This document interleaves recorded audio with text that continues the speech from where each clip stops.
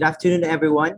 Today, October 22, 2021, the Philippine Institute of Volcanology and Seismology, in partnership with the Philippine Council for Industry, Energy, and Emerging Technology Research and Development, welcomes you to today's event, entitled Virtual Launch and Turnover Ceremony of the Specific Earthquake Project Site Response Atlases. I am Jenth P. Dallas, and joining me here today is Ms. Mayben Mariah Angay, and we will be your masters of ceremony for today's event. Thank you for the introduction, Jen. Bago tayo magsimula, konting mga paalala lang po para sa ating mga participants. Pakipalitan lang po yung username natin following the format, affiliation or office, underscore, then your full name para ma-acknowledge po namin kayo ng maayos during the event. Kindly check in through chat using the same format. For any questions po regarding the presentations or any queries regarding the event, pakitype lamang po ito sa ating chat box. Huwag kalimutang i-indicate yung affiliation nyo and full name kasama ang inyong mga katanungan. The questions will be collected and will be addressed by our technical panel during the Info Central segment of the program. For your attendance po, paki-fill out po yung link na nakapaskil sa screen. This link will also be posted in the chat box for your reference.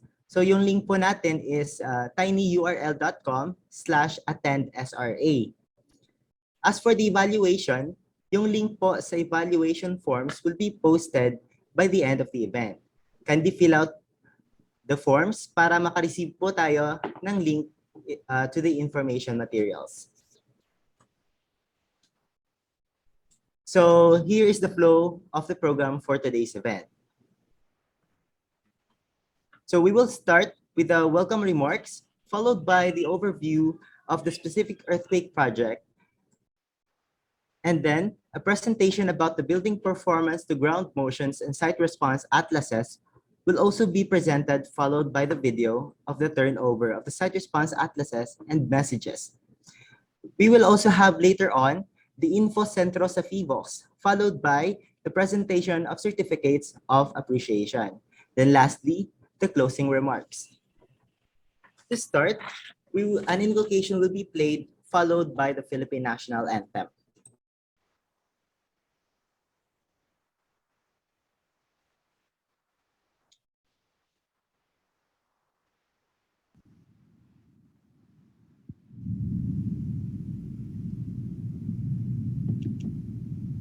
Dear Father, we thank you for everyone gathered here now. Thank you that you know each of us by name and have caused us to walk with you. We say that we are dependent on you and our trust is in you completely. As we surrender ourselves in adoration, we welcome you amongst us today and celebrate the gift of life that you have lavished upon each of us. We ask that you would open our ears so that we may hear your voice. Open our minds so that we may receive your eternal wisdom. Open our spirits so that we may know your leading and guidance, and open our hearts so that we may receive your wonderful love. Lord, we thank you for the speakers and facilitators. We pray that you would give them great inspiration as they share with us what you have placed on their heart. We pray that you would fulfill them with courage and give them your peace. We ask all this in the glorious name of Jesus. Amen.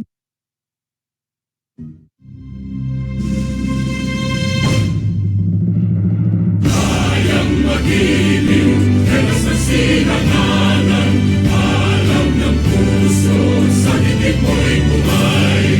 Lupang hinirang, tuyag ka ng magiting, sa manlulupin, di ka pasisingil, sa gagat ang tutok sa simoy at sa langit ang pagaw.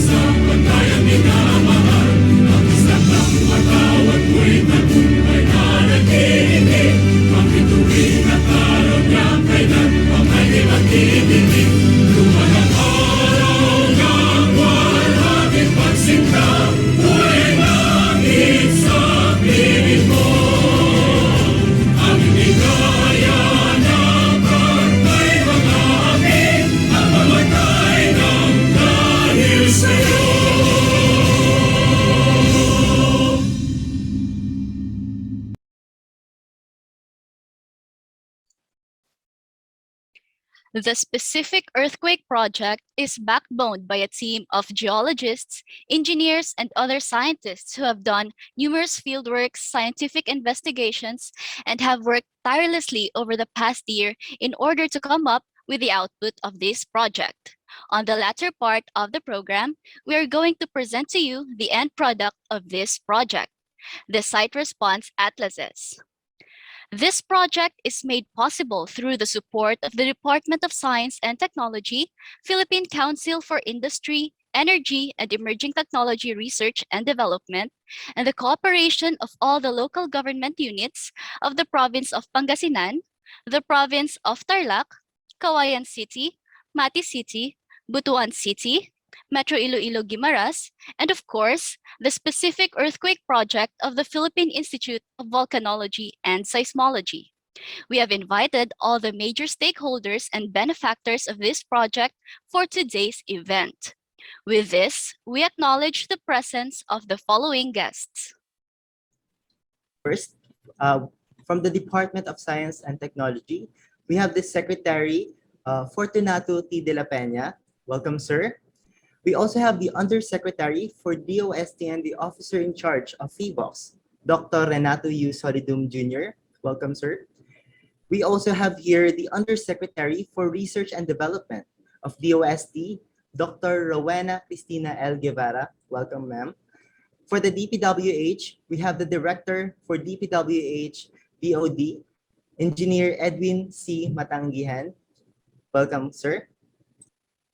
And from our local government units, we would like to acknowledge the presence of the Governor of the Province of Guimaras, Governor Samuel T. Guimarin.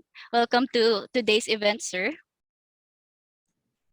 To the other LGU representatives, ASEP members and representatives, PICE representatives, media partners, students, and other participants, welcome. To kickstart our program with welcome remarks, we have none other than the Secretary himself of the Department of Science and Technology, Secretary Fortunato T. de la Peña. Sir.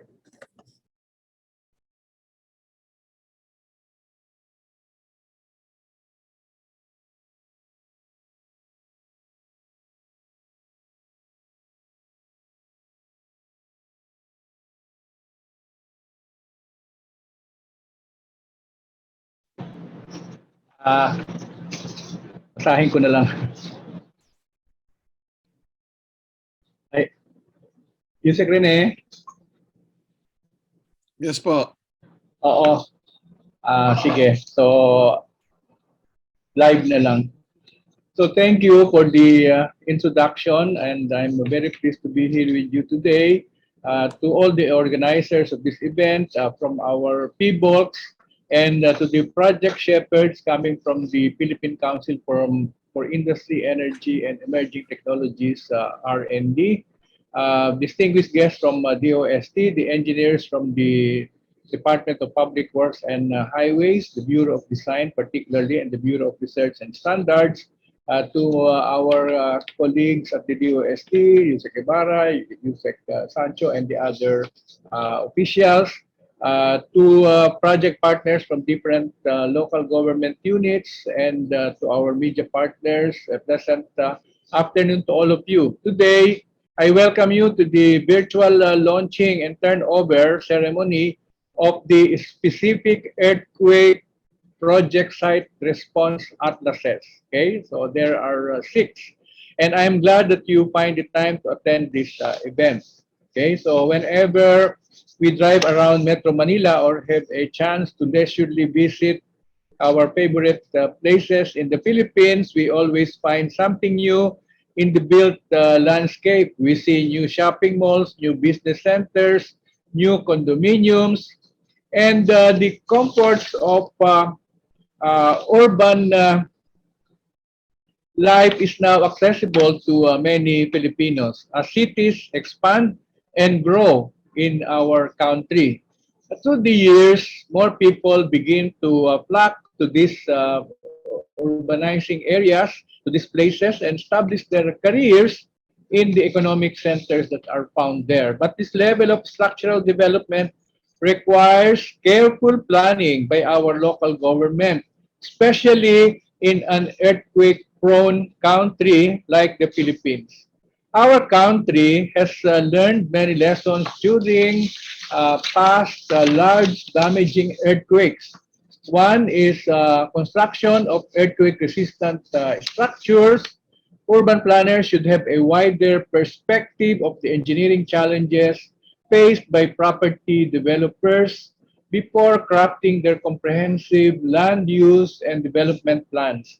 But deep boreholes, soil penetration tests, and other geotechnical investigations covering a wide area are, of course, expensive, time-consuming, labor-intensive, and invasive.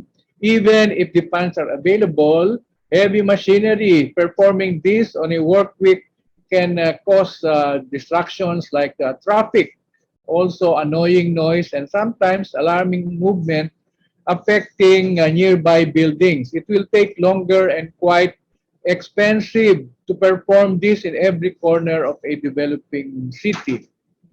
With the issue at hand, Dr. Grutas from our Philippine Institute for Volcanology and Seismology explored new and globally acceptable technologies that can provide similar information to planners without the issues that I have mentioned earlier.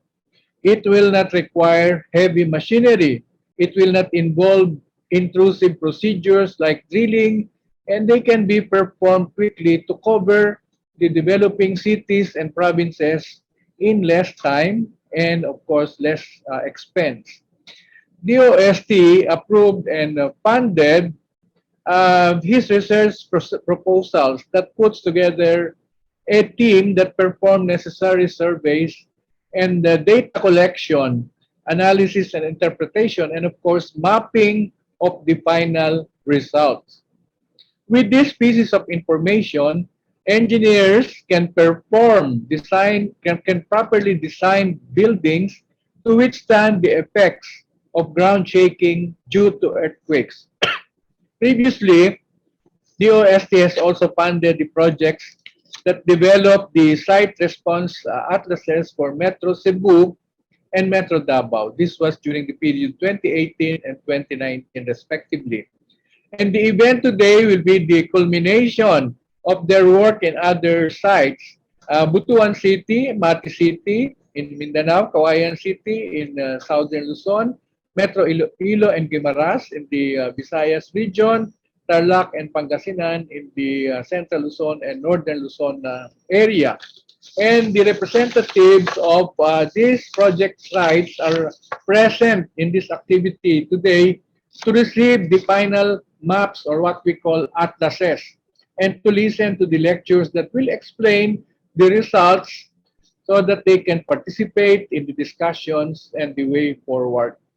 We expect that these maps will help you in crafting better plans and policies in your area. I take note that the pilot smart cities that has been adopted by our Philippine Council for Industry, Energy, and Emerging Technologies, R&D or PCIEERD, are included here. And they are Cauayan, Iloilo, and Butuan. We also hope that the civil engineers and property developers will listen attentively so that they can fully use these maps in the work that they do. As their cities thrive and progress, we hope that our fellow Filipinos will continue to benefit from their professionalism as they creatively produce structural wonders that make people marvel in the years to come. So, binabati ko at kinokomment ang ating team ng researchers na pinamunuan ni Dr. Grutas, okay? At lahat ng partners na nakiko-cooperate sa atin, lalo na ang ating mga local government units. And of course, to our USEC and head of pivots, to Dr. Renato Solidum. To conclude, let me reiterate that our scientists and our partners in nation building and the DOST will always find opportunities for them to contribute to our dreams of a better way of life and a modern and safe Philippines. There are sustainable development goals that actually are being addressed by this atlas and maps. Okay, and I will not enumerate them, but they actually support our achievement of sustainable development goals. Thank you very much at mabuhay tayong lahat. Thank you very much, Secretary De La Peña, for that warm welcome. Moving on, we would like to call on our next speaker to give us a brief overview about the specific earthquake project and explain to us the rationale about the project. We would like to call the Undersecretary for DOST and Officer in Charge for DOST PHIVOX, Dr. Renato U. Solidum Jr. Thank you, Mayben. Let me share my screen first.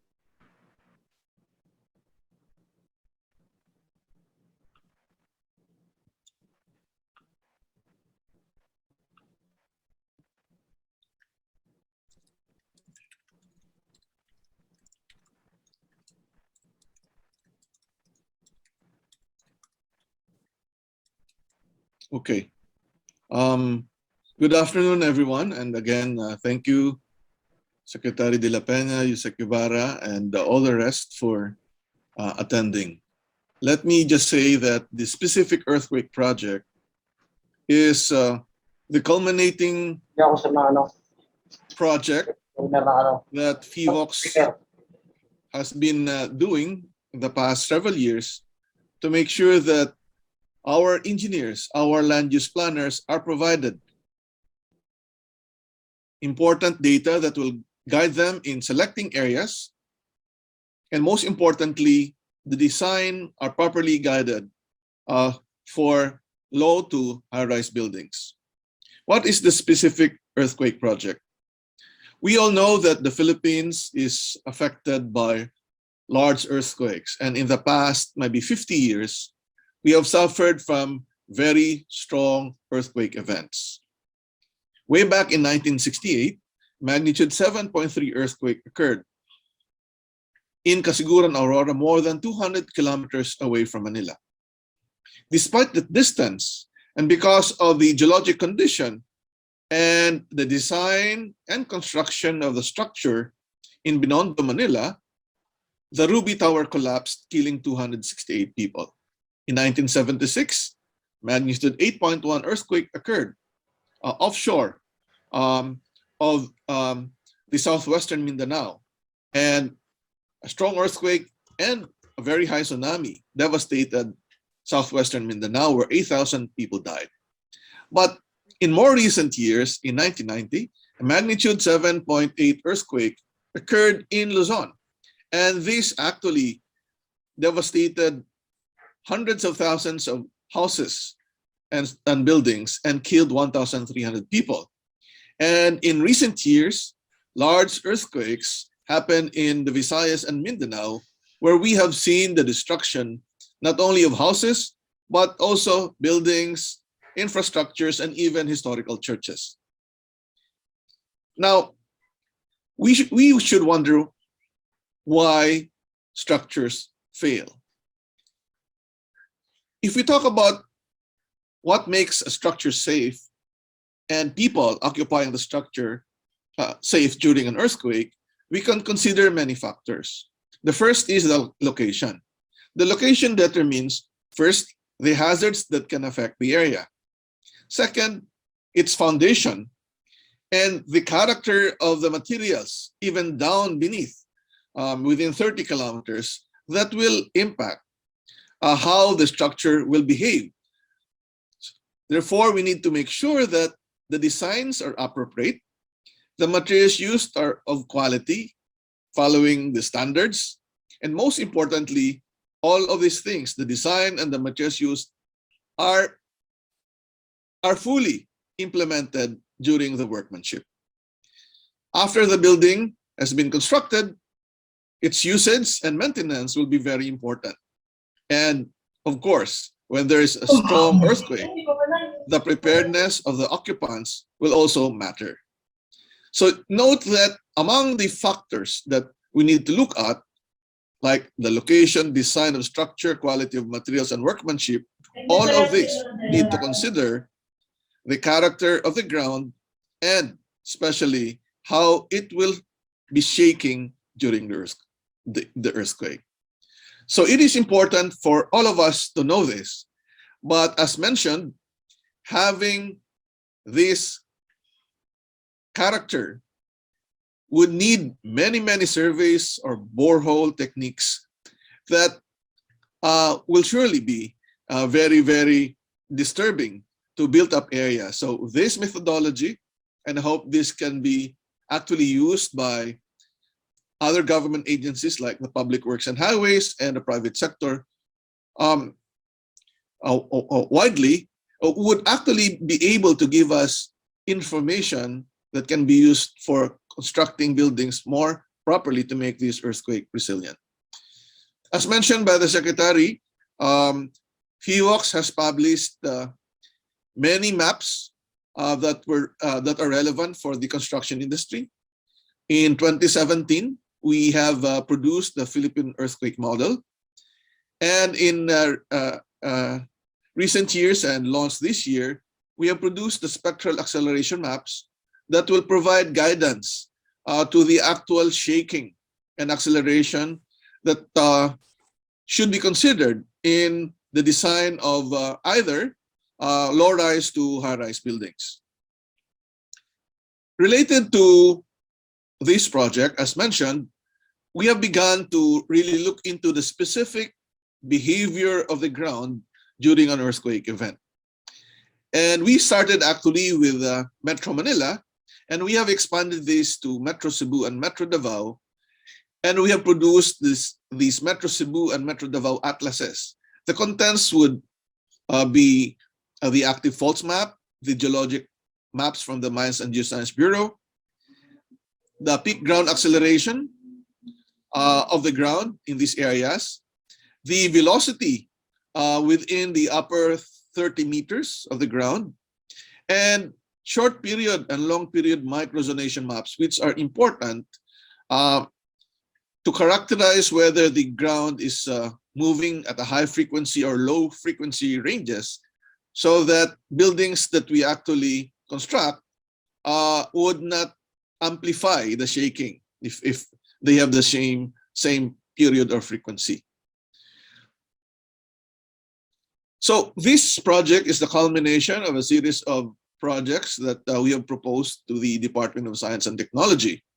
And these focused on other urban areas outside of the three metro areas, no? Metro Manila, Metro Cebu, and Metro Davao. And this would be the provinces of Pangasinan and Tarlac, Metro Iloilo, including Guimaras Province, Cauayan City, Butuan City, and Mati City. What are the research objectives? Well, if you look at this slide, it has so many. But shown schematically would be a picture of a basin or a flat area with different layers of rocks and a bounding mountainous area on the left.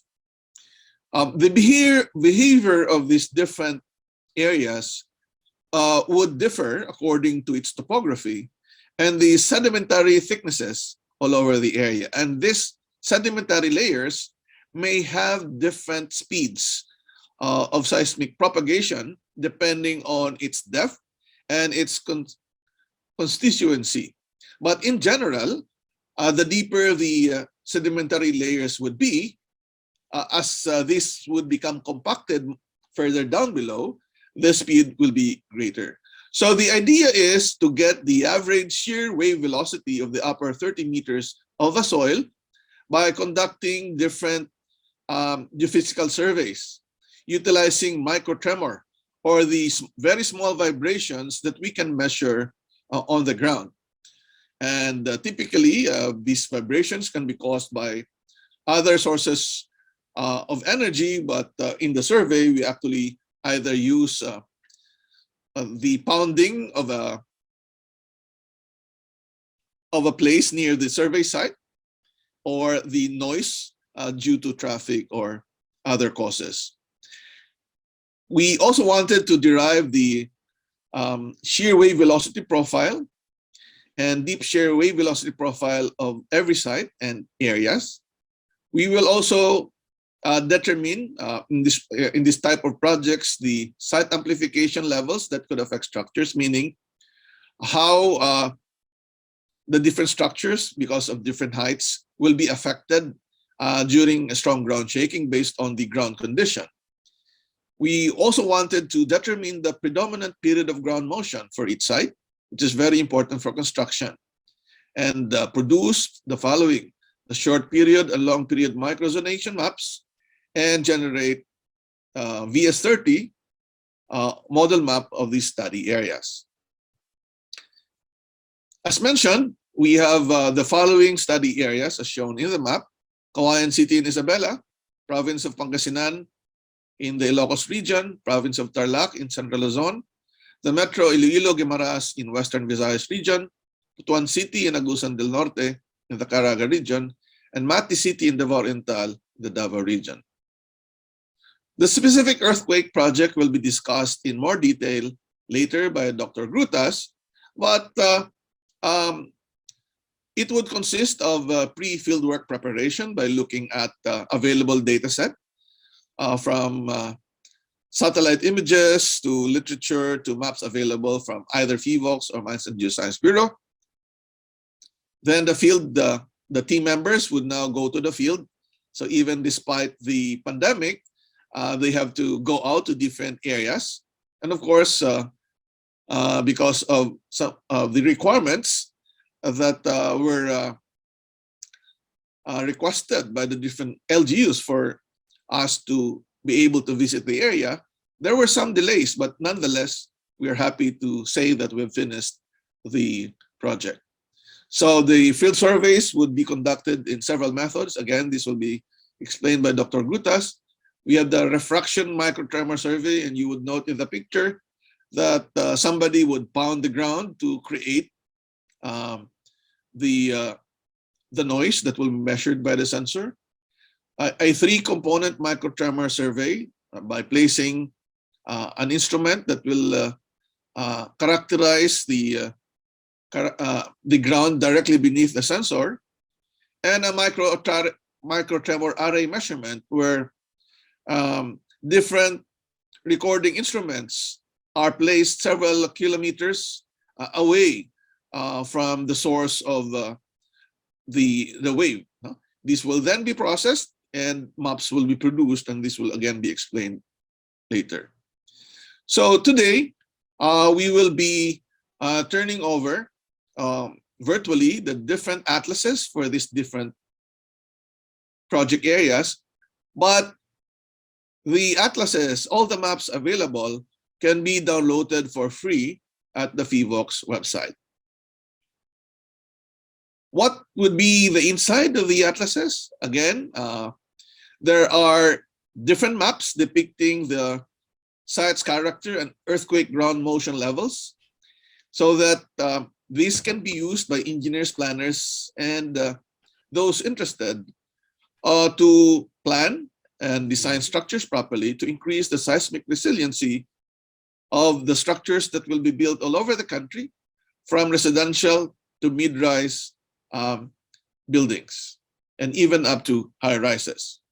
The atlases include the distribution of active faults and trenches from PHIVOLCS, the geologic map from MGB, and different maps: the peak ground acceleration map, the VS30 model map, and the short period and long period microzonation maps. Aside from downloading the maps in the website, as if you have the printed copy, we will also be putting in the digital information of the specific earthquake project site response maps into the Hazard Hunter. And as you know, the Hazard Hunter can be accessed through the URL in the website as shown, hazardhunter.georis.gov.ph. You can use your mobile phone to do that, but the actual application can be downloaded as well using your Android or iOS or Apple phone. So this gives you the general background of what we have done and the next presentation will give you more details. Thank you very much for your attention. Thank you very much, Undersecretary Solidum, for providing us an idea of what the specific earthquake project is all about. And now, to tell us more about the site response atlases and to discuss this topic entitled Building Performance to Ground Motions and discussions on the site response atlases, please help me welcome the initiator and the leader of the specific earthquake project, Dr. Romel N. Grutas. Hello, good afternoon, everyone. Let me share my screen.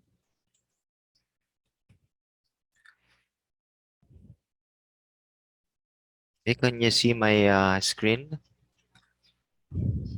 Yes, sir. Okay, so this project is implemented by the Department of Science and Technology and Philippine Institute of Volcanology and Seismology through the support of the PCIEERD, no? And this project would answer the question of what would be the building, no, performance or design in a ground wherein there's a short period and long period.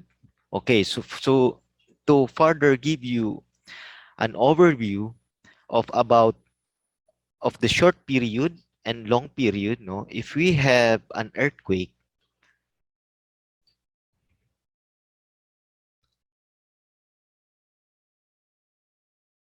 inducing a short period, okay, it means the epicenter is very near the site. So the building, yung maliit na building or mababang building would respond to a short period building.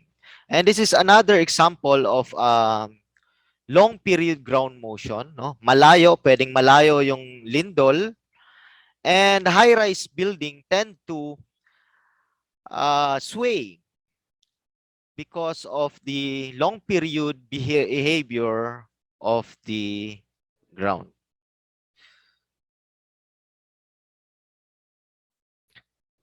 So the short period tend to affect yung mga mabababang building.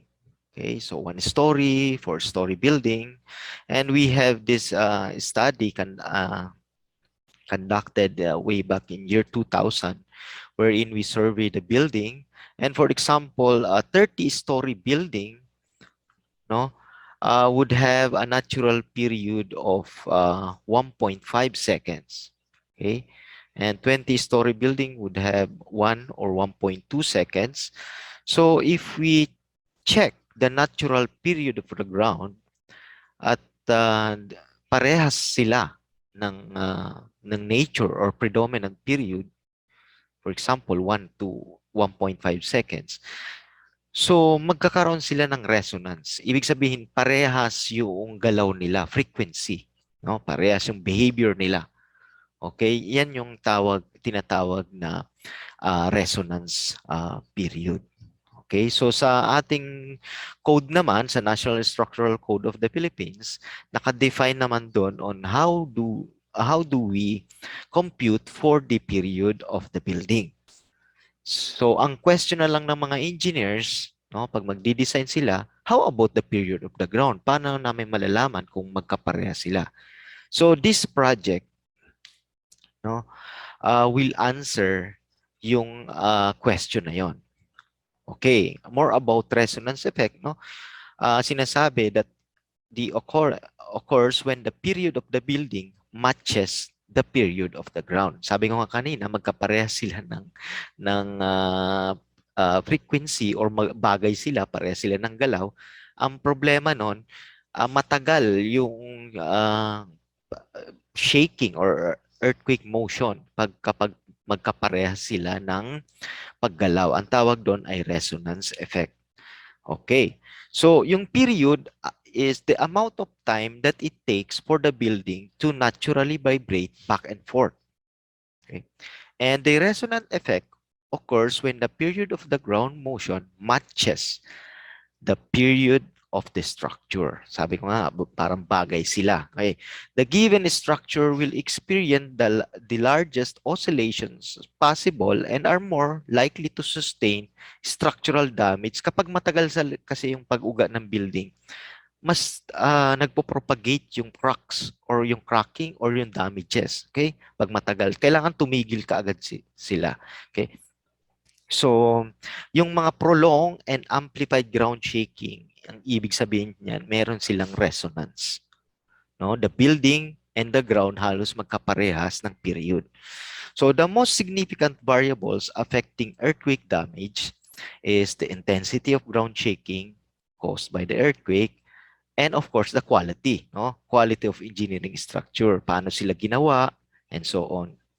So, ang question dito naman, anong ilalagay namin? Anong itatayo naming structure? It's either high-rise, we limit the construction of high-rise building, or low-rise. Anong itatayo namin? And which is safer? So, ang sagot dyan, it depends. Kasi just to avoid yung magkapares kayo ng period, pwede mo namang dagdagan yung floor. So, magbabago siya ng period, yung building, against dun sa period ng ground. Okay, ang tanong nga, paano namin malalaman yung period ng ground? Okay, ito na yung kasagutan kapag magdi-design kayo para malaman yung period ng ground. Or ang ibig sabihin dito, predominant. I mean, siya yung nagdo-dominate na period, which is very sensitive, na most likely makaapekto dun sa building. Okay. So, tatlo ang ginagamit naming methods or techniques sa paggagawa ng mapa. Okay. So, we do, number 1, refraction microtremor survey. Number 2, 3-component microtremor survey, which is ang tinatawag din horizontal to vertical spectral ratio. And then yung array, triangular or circular array, okay, microtremor measurement. Lahat yung tatlo na yan can produce ng iba't ibang models. Okay, for example, refraction can give you the profile, topography, or layering ng soil. Okay, and with that, if you cut it 30 meters, nasa building code naman natin, upper or shear wave velocity of the upper 30 meters, yan yung tinatawag na VS30. So meron tayong mapoproduce na ganyan, VS30 model maps, which is nasa code naman yan. No? Magagamit na sa NSCP. Then 3-component, makikita nyo dito yung horizontal to vertical ratio, meron siyang peak. Means predominant itong peak na to, yan yung period ng ground, which is sinasabi natin shallow or short period maps, short period microzonation maps. And then with microtremor arrays, mas malalalim, maraming layers, no? Even up to kilometers. And with that, medyo matibay ang bato, matigas na habang palalim. At nag-amplify din niya ng certain responses dun sa ground, no? So nakaka-apekto yan sa long period nung design. Okay? So tatlo. And with yung tatlong mga results na yan incorporated sa isang site response atlas. Okay. So yan yung first method, no? Refraction, no, may mga geophones na ginagamit, and result niyan output ay dispersion curve, and we do processing and inversion, so magkakaroon ng layer, and then we produce VS profile like this. And then ito naman yung pangalawang method, yung 3-component microtremor survey, wherein makikita nyo very distinct yung pulse or peak na nandito sa around 0.4 to 0.5 seconds. So, ibig sabihin, yan yung period na predominant or dominated period na iiwasan mo pag naggawa ka ng structure. Okay. At nilagay natin sa mapa yan. So, may iba't ibang kulay at may iba't ibang values ng period. At yung pangatlo naman ay yung microtremor array measurements. Oh, ganito, triangular or even circular. Okay, so passive to, nilalagay lang minsan sa mga kalsada, you just measure 1 hour. So makakapag-derive ka ng mga profile din, malalalim. Depende sa laki ng array mo, ay depende rin sa lalim ang pwede niyang makuha or ma-inferred na mga velocities or layers. And with that, we compute for amplification. Maraming pulse ripples or peak, but ito kasi within significant dun sa last layer na very high velocity contrast at yan magre-response to a longer period around 2 to 4 seconds. So gumawa rin tayo ng mapa na yun, ng ganyan. With this, ito yung resulta, sabi nga ni Yusek Solidum kanina, na ito yung na-produce, 6 na atlas, no? Pangasinan, Tarlac, Metro Iloilo-Guimaras, Cauayan City, Butuan City, Mati City, and nakapaloob dyan itong mga mapa na to, ground rupture hazard map, geologic map, peak ground acceleration map or PGA, VS30 model map, short period microsonation map, and long period microsonation map. Ayan. So isang example, nandyan ay yung mga faults. Makikita nyo pag hazard assessment kayo, saan ba dito yung magandang ilagay natin yung ating or strategically yung ating mga eskwelahan or a gymnasium, no? Or yan, for DRR. So, makikita natin. So, nakapaloob dyan kung yung mga traces ng ating faults. So, dito naman ay inilagay na rin natin yung geologic map, geologic setting, and the variations of rocks including its age relative to other rocks. So dito, madidetermine yung dominant rock types that underlie an area which affects the stiffness or the VS30 and period of the ground motion.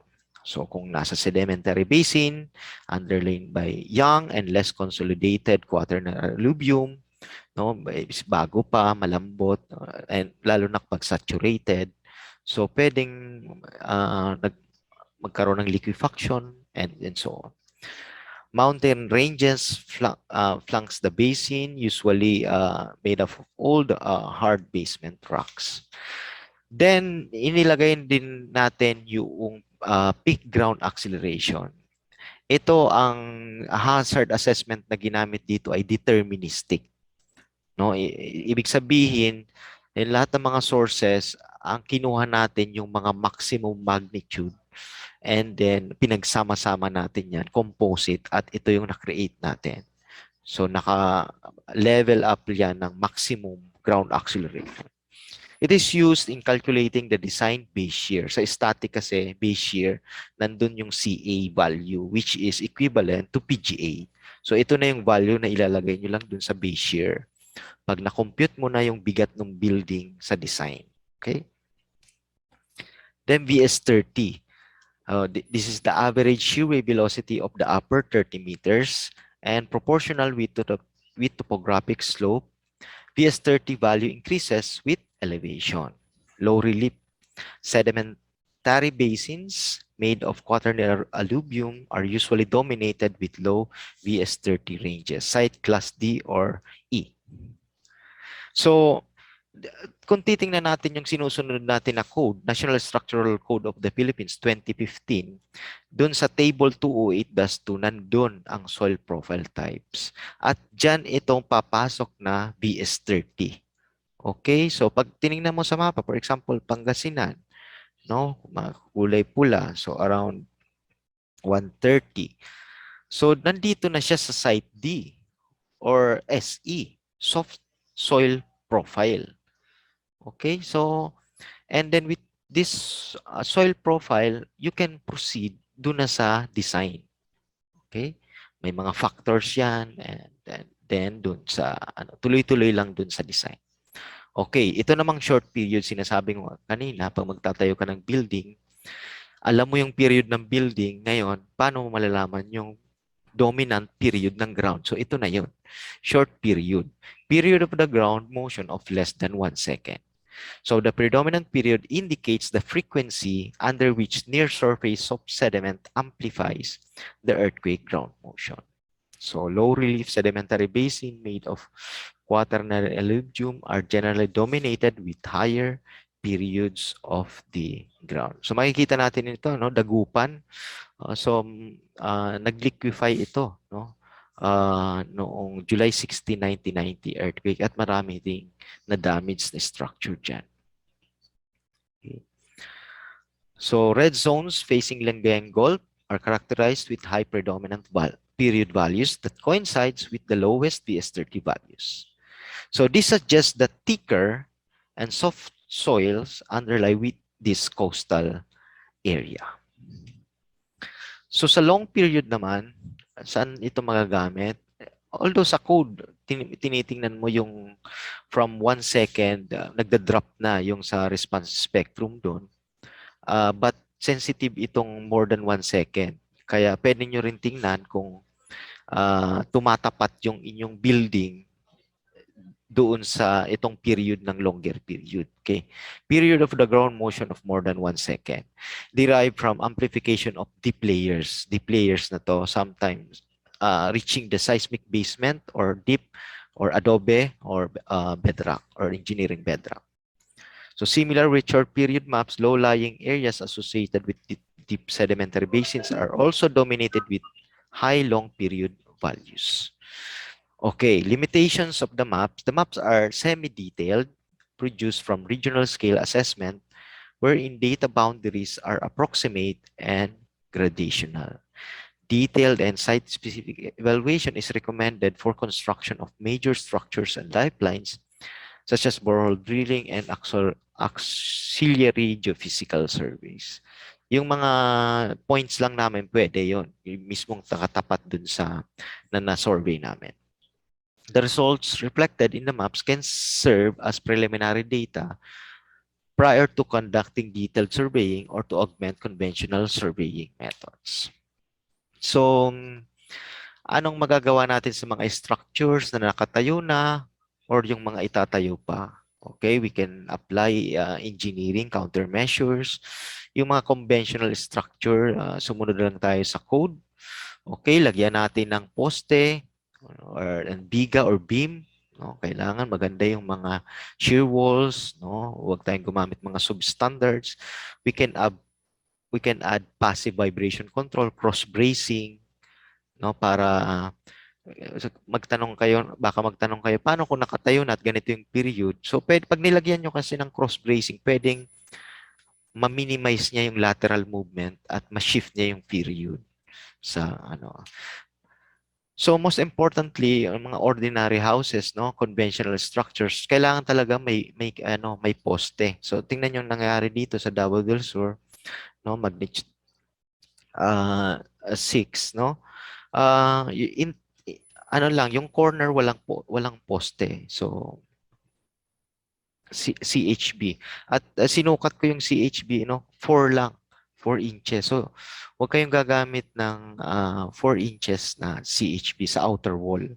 Mga pang lang yun, partition sa yung 4. Dapat pagbahay, at least 6 ang gamitin nyo. Then, may mga nagpo-produce pa nga ngayon na 5 lang. So, sukatin yung maigi yung inyong hollow blocks. Okay? So, dito sa simulation, talagang magsisway yung corner at makikita mo yung damage at dyan magkakaroon ng damage. Okay?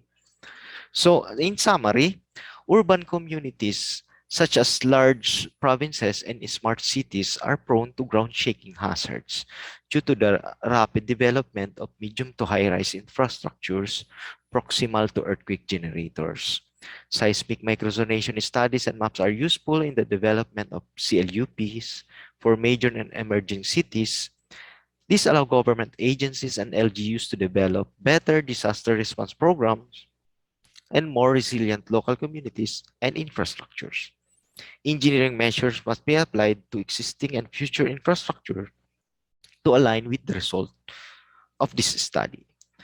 Apply the study in other major metropolitan areas in the country that are also prone to ground shaking and site response. So acknowledgement, we acknowledge the team, no? Napakalaki ng effort nila, mga staff. And the DOST, Secretary De La Peña, Department of Science and Technology, Yusek Guevara, Yusek Solidum, no? Director Paringit, no? Philippine Institute of Volcanology and Seismology, PCIEERD, Mines and Geosciences Bureau, Department of Public Works and Highways, Bureau of Design, and Bureau of Research Standards. In collaboration pala to with the DPWH, we will transfer the knowledge to them so that ma-expedite nila yung pagmamapa ng mga other provinces. Okay. Local government units of Pangasinan, Tarlac, Metro Iloilo-Guimaras, Cauayan City, Butuan City, and Mati City, and other stakeholders. So thank you very much. You may contact us. So we have the website and here are the emails. We have Facebook and Twitter accounts.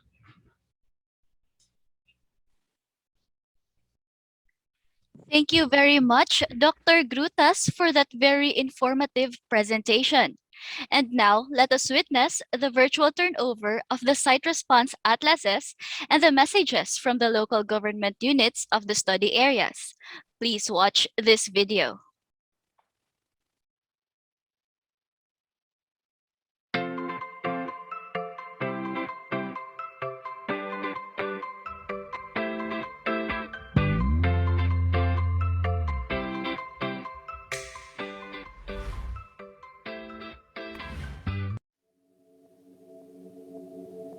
Maabig agaw si kayo namin. The resiliency of future structural developments in Pangasinan has always been our utmost concern because to us public safety is of prime importance. This administration is committed to provide quality public service that assures durability and safety of our communities.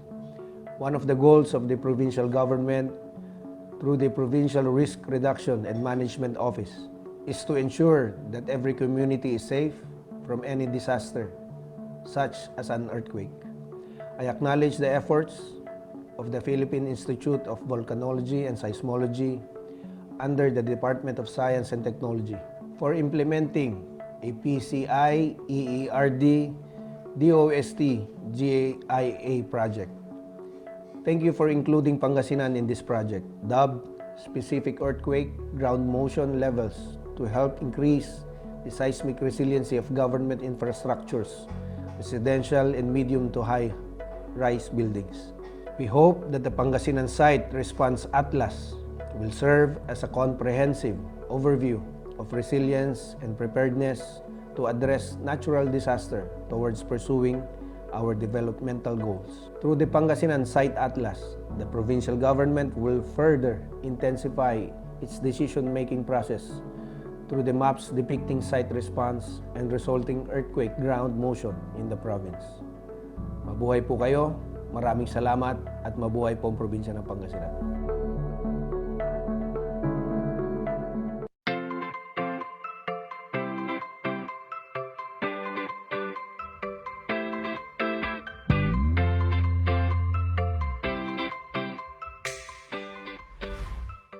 On behalf of the provincial government of Tarlac and my fellow Tarlaceños, I would like to congratulate and extend my wholehearted gratitude to the Department of Science and Technology, Philippine Institute of Volcanology and Seismology, or DOST-PHIVOLCS, for the successful implementation of the DOST PCIEERD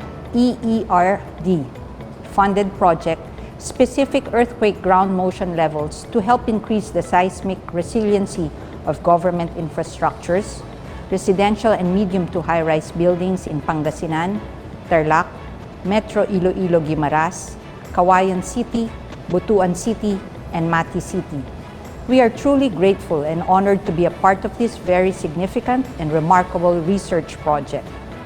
It is a fact that Tarlac province is prone to earthquake-related hazards due to the proximity of our province to active faults within Central Luzon and other neighboring regions. During the 1990 earthquake with a magnitude of 7.2 triggered by the Philippine Fault Zone or PFC, Digdig Fault, severe ground shaking was experienced with certain liquefaction in various areas in the province, particularly San Manuel, Pura, Ramos, Anao, Herona, Paniqui, Concepcion, Moncada, and Tarlac City. The Tarlac Site Response Atlas will definitely help our disaster risk reduction and management offices, engineering offices, and other concerned local government units in our province by providing pertinent information, knowledge, and idea on disaster prevention, infrastructure audit and assessment, and implementation of various structural projects to assure the safety of our people and properties on the forefront of our priorities. It is our prime duty to make Tarlac a disaster-prepared and resilient province. Thank you very much, DOST-PHIVOX and DOST-PCIEERD, for including the province of Tarlac as one of your major target study areas. Your indefinable concern and untiring efforts are highly acknowledged and appreciated. Together, we can make a real difference.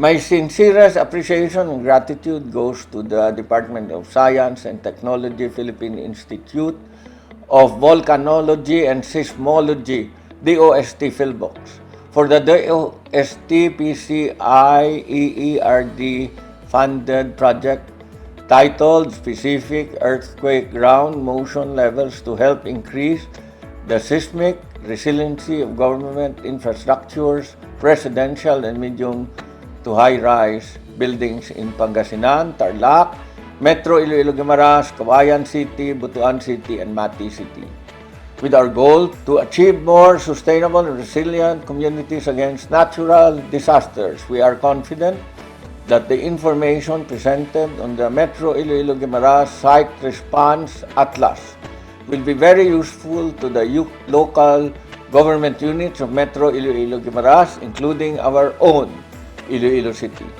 This technology will provide new ideas to Metro's disaster risk reduction and management and urban planning, improving contingency and mitigation plans by integrating this data to their comprehensive land use plan, CLUPs, and comprehensive development plans, CDPs.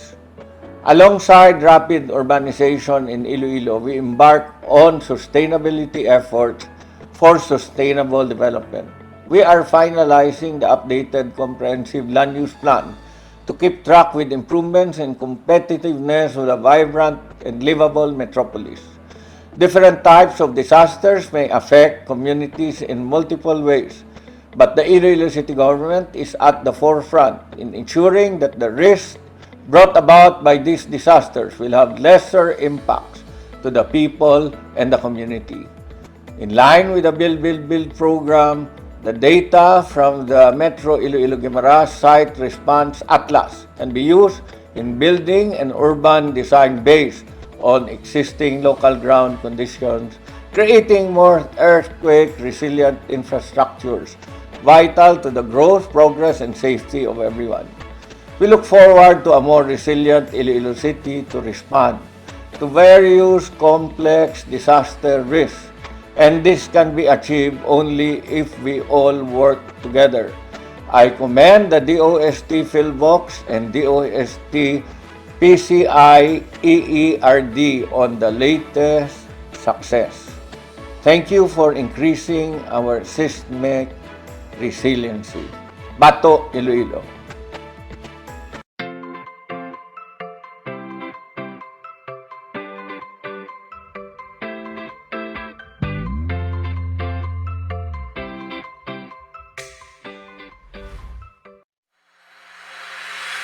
To Secretary Fortunato T. de la Peña of the Department of Science and Technology, Under Secretary Renato Solidum Jr., Officer in charge of the Philippine Volcanology and Seismology, Dr. Romel Grutas, Project Leader, DOST-Philippine, my fellow public servants, guests, ladies and gentlemen, good afternoon.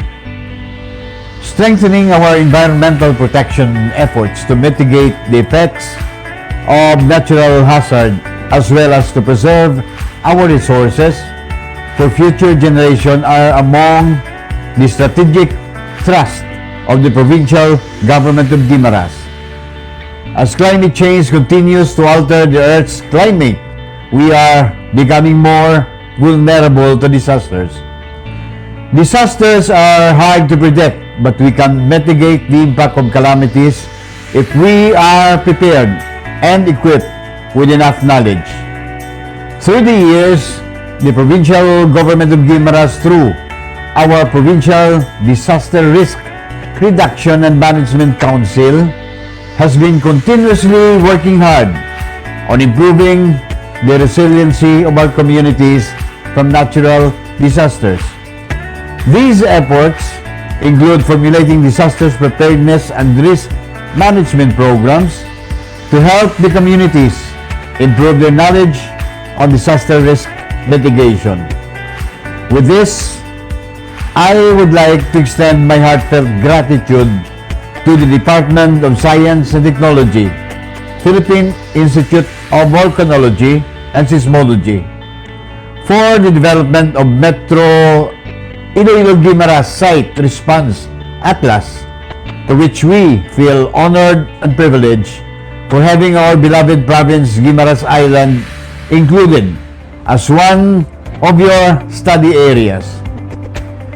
The launching and publication of this Site Response Atlas is very timely, since the data from this atlas will be integrated into our disaster risk reduction plans and comprehensive land use plans, as well as local government units, local chief executives, and communities are at the front line of preparedness for disasters and calamities.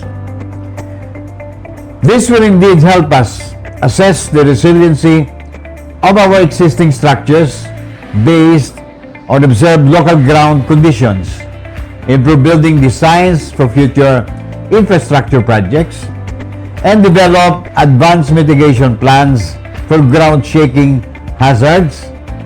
Furthermore, rest assured that this hard work of yours will create a huge impact and contribution to our urban planning initiatives.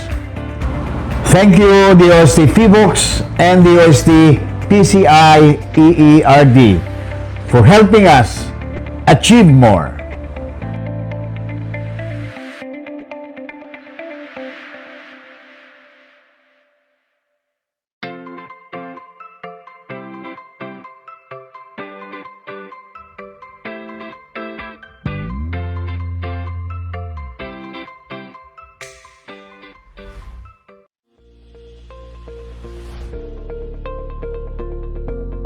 I would like to give my regards to the zealous researchers of the Department of Science and Technology, Philippine Institute of Volcanology and Seismology, or PHIVOLCS, for their sheer devotion in the completion of the Cauayan City Site Response Atlas amidst this global pandemic. With today's modern scientific approach, I am certain that this Site Response Atlas will surely help in increasing the resiliency of Cauayan City's government infrastructures, residential, and medium to high-rise buildings. This atlas would be of great benefit in helping disaster risk reduction and management and in urban engineering and zoning purposes. The Cauayan City LGU commits to provide prompt, sustainable, and quality services to the people of Cauayan City. With the publication of Cauayan City Site Response Atlas, we are one step closer in achieving the city's vision in being the ideal city of the North. We will surely make use of this Site Response Atlas towards making a more earthquake-resilient city. Thank you and congratulations, DOST, PHIVOLCS, and DOST PCIEERD for this marvelous output. Mabuhay!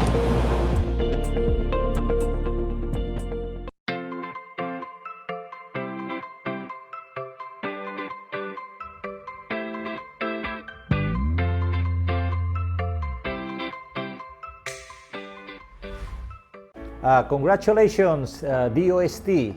The city government of Butuan is proud of this new feat that you have been working entitled the Specific Earthquake Ground Motion Levels to heal, increase the systemic resiliency of government infrastructures, residential and medium to high-rise buildings in Pangasinan, Tarlac, Metro Iloilo-Guimaras, Cauayan City, Butuan City, and Mati City. We are grateful for including Butuan City in this research and study, providing a concrete data and reference to the city's ground motion characteristic. Butuan City is a product of sedimentation from long ago and a cause of challenge to us, especially that we embark on big-ticket infrastructure development. We are into redefining the structure landscape of the city, and your project, the Butuan City Site Response Atlas, is highly regarded to assist in the design of a wide range of structures as we embrace progress and development that is disaster-proof. This is a big help to us in our goal to improve our risk reduction and mitigation strategies to create a sustainable, safer, and earthquake-resilient city. We are grateful to this intervention and we convey our appreciation to the DOST, PHIVOLCS, and DOST PCIEERD for yet another invaluable service to the people. Salamat kadyaw and mabuhay!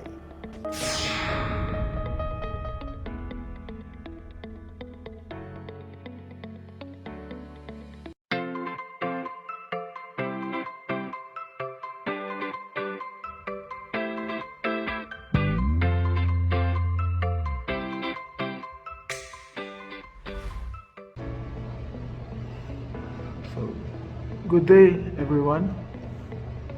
It's a great honor to be invited by Undersecretary Renato Solidum of the DOST, our partner at PHIVOLCS, who has been working with us at the DPWH for the longest time insofar as development in earthquake engineering in the country is concerned.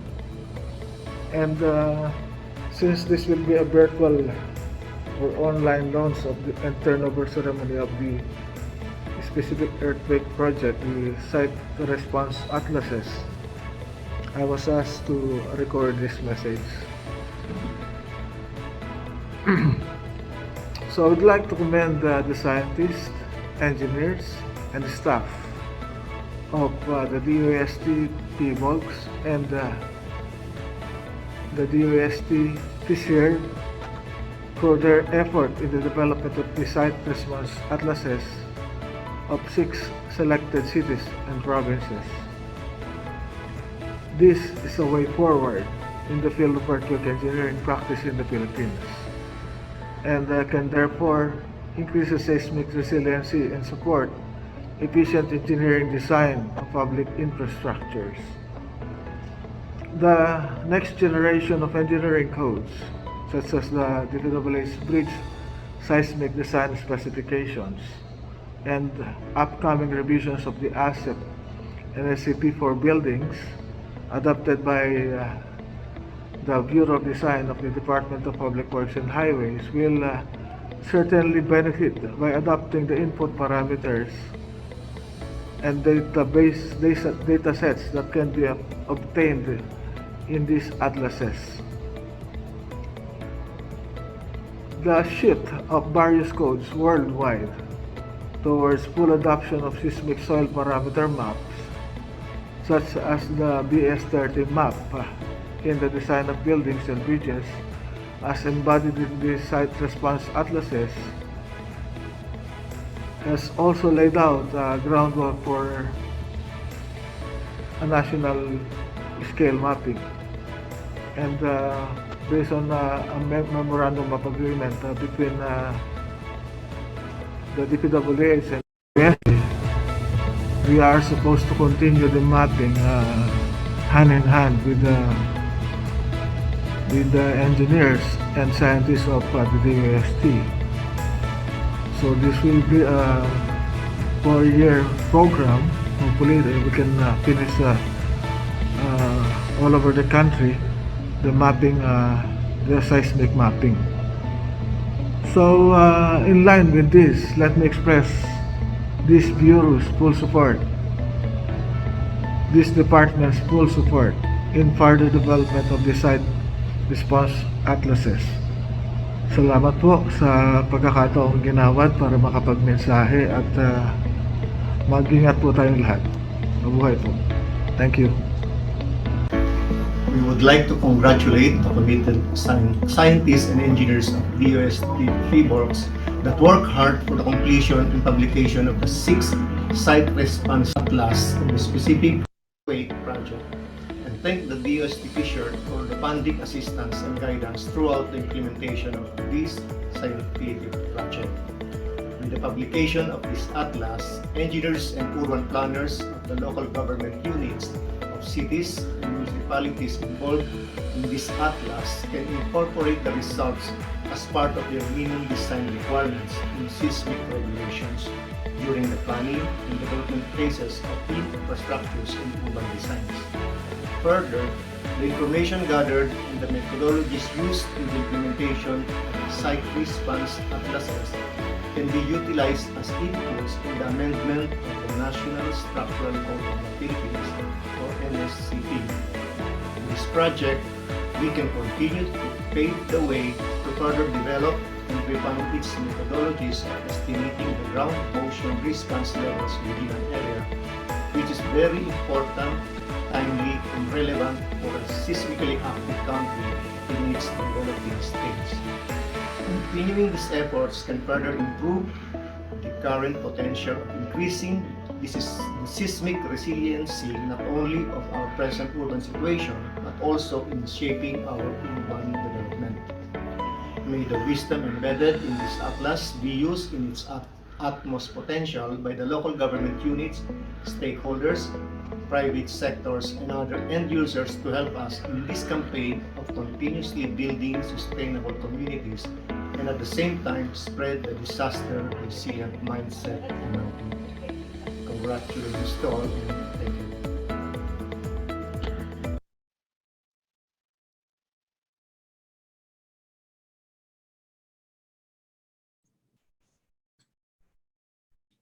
For the next part of the program, bibigyan po namin ng pagkakataon ang ating mga audience at participants para mailahad ang kanilang mga tanong sa ating technical panel.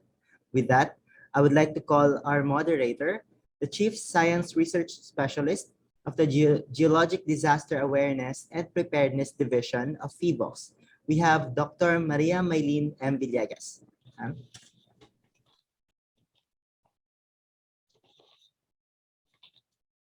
Okay, magandang hapon po sa inyong lahat. Good afternoon. First of all, we would like to acknowledge the presence of many guests this afternoon from the LGUs, mga PDRN office po, from Pangasinan, Butuan, Guimaras, Iloilo, Tarlac, and Davao de Oro.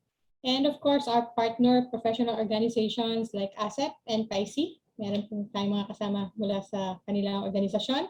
And from the academe, we have Mapua University, Batangas State University, Western Mindanao State University, Western Philippines University, and Guimaras State College. Maraming salamat po.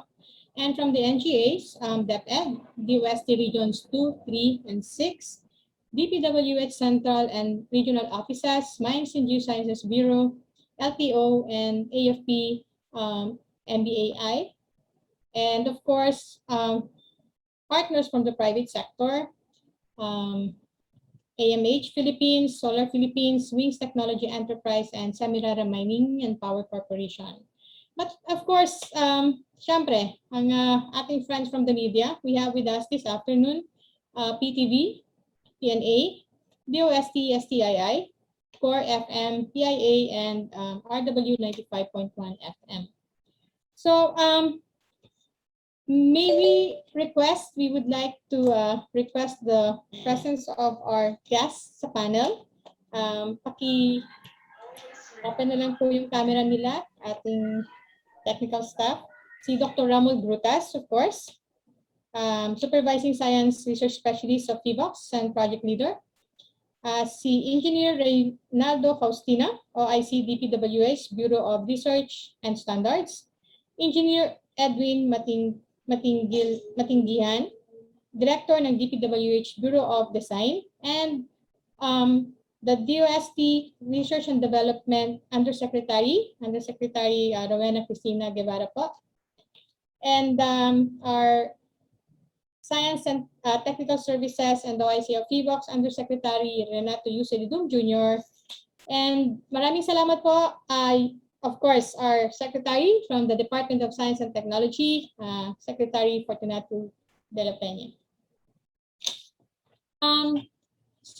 Quick messages po. May we request our panelists, distinguished panelists, to give a brief message about the importance of these materials that are being launched today by this project. And may we start with Romel, syempre. Yes, good afternoon. No? I already discussed before sa presentation yung kahalagahan nitong mga mapa na to, no?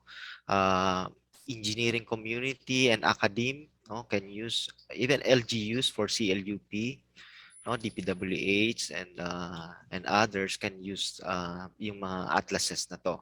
Okay, so nandyan yung mapa, shear wave velocity na kailangan doon sa National Structural Code of the Philippines. No? So may deterministic seismic hazard assessment. Nandyan yung mga PGA maps, faults, and short period and long period maps. Thank you. Thank you, Dr. Amel. Engineer Faustina, would you like to say some more words about this event this afternoon and the importance of, sir? Naka-unmute pa si sir.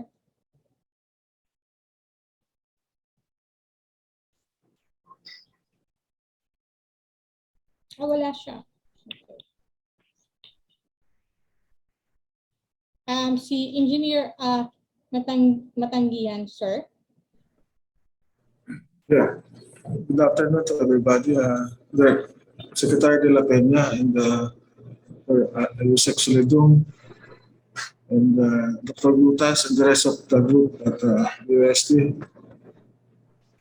and everybody listening to us. This atlases, as I've said in my message earlier, will be very useful in the DPWH, especially in the design of buildings and also bridges.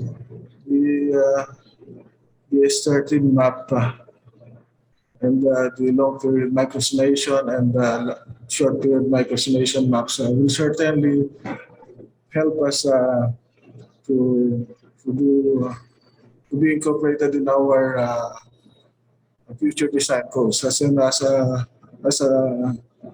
development of our codes, because it's actually being adopted in other countries already. So side time that we in the Philippines will be able to integrate this data in our designs. Thank you very much. Thank you, po, sir. And of course, we would like to hear a quick message from Undersecretary Guevara.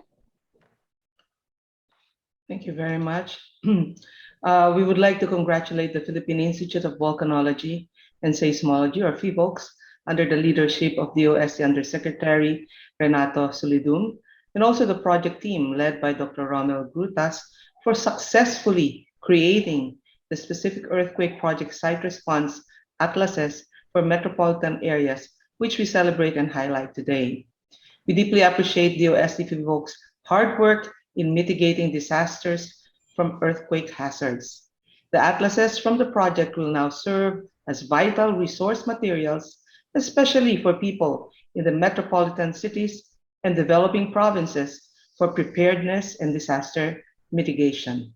We also commend the province and city leaders with us today for wholeheartedly accepting these atlases for their respective provinces and cities.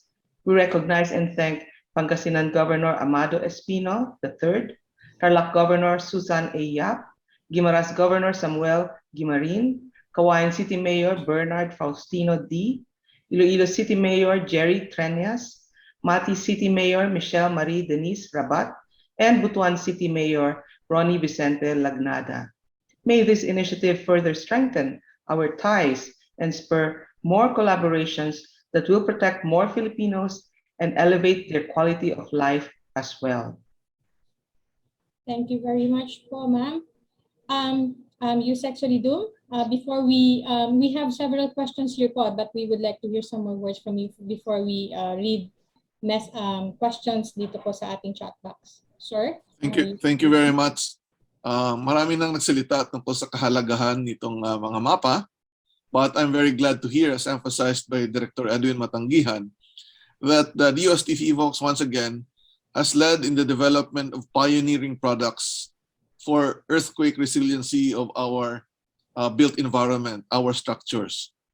Together with the Philippine earthquake model, the spectral acceleration maps, the specific earthquake project atlases will be quite helpful, really, in making our buildings and infrastructures more resilient to earthquake.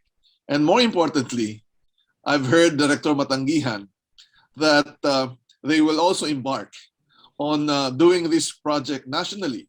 As you know, PHIVOLCS has mapped the metropolis, Metro Manila, Metro Cebu, Metro Davao, and these 6 other cities. But we need to cover the whole country. And I'm very glad that DPWH will be taking the lead in this effort to continue finishing all the areas in the Philippines where they will provide the support financially with the instruments and people, and PHIVOLCS will collaborate and technically guide DPWH in doing this. I think, for me, this is a very good outcome of this initiative. Thank you very much. Maraming salamat, Yusek Solidum and Secretary De La Peña. Actually, sir, meron po isang question dito eh. Basahin ko na po. As DOST Secretary, what are the priority programs of DOST to ensure that our science and technology innovations are introduced or turned over to SUCs? Well, actually, that was a question I was about to pose to Yusek Solidum, because in the listing of institutions involved here, I do not see the academe involved. And so I was wondering, how can we capacitate the universities in this kind of capabilities, and what can we do after we have this project? Can we get them involved? Can we train them and give them some kind of expertise so that it's not only PHIVOLCS who can do this? Thank you. As mentioned earlier, we will now partner with DPWH to finish all of this for the whole Philippines. But perhaps through this effort with DPWH, they can actually involve, if possible, the state universities and colleges.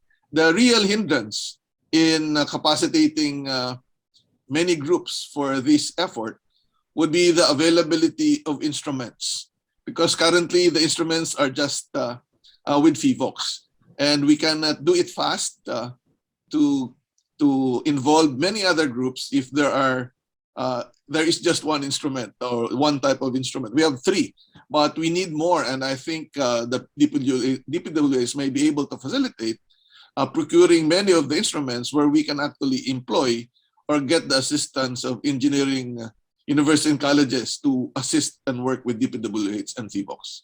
Thank you. Thank you po, sir. Sir, Saka hindi lang SUCs, baka may mga private naman who can. Yes po. Yeah, would you like to respond to that, sir?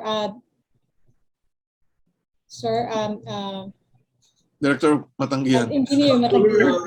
We have presented this to Undersecretary Carbajal of DPWH, and he is positive about funding this project for nationwide mapping. And I have instructed our personnel here at the Bureau of Design to finalize our memorandum of agreement between, of course, that department, the USD, and this department for the working arrangement. And of course, this will not be only an effort among our geologists and scientists, but also our engineers here at the DPWH, so that it will be adapted properly in our design codes and standards. So that's an update up to now. Thank you very much. Maraming salamat po. That's good news. So we expect there will be collaboration in the next phase of this project. Actually, Yusek Guevara, there is one question here.